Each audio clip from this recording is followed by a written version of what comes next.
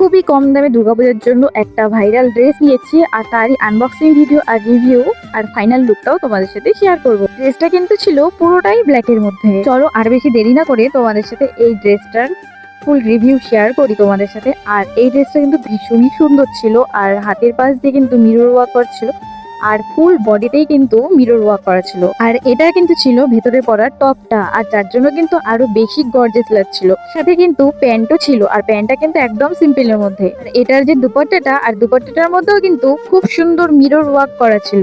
চলো তোমাদের সাথে আমি আমার ফাইনাল লুকটাও শেয়ার করি। এই ছিল আমার ফাইনাল লুক। আর ড্রেসটা কিন্তু ভীষণই গর্জিয়াস।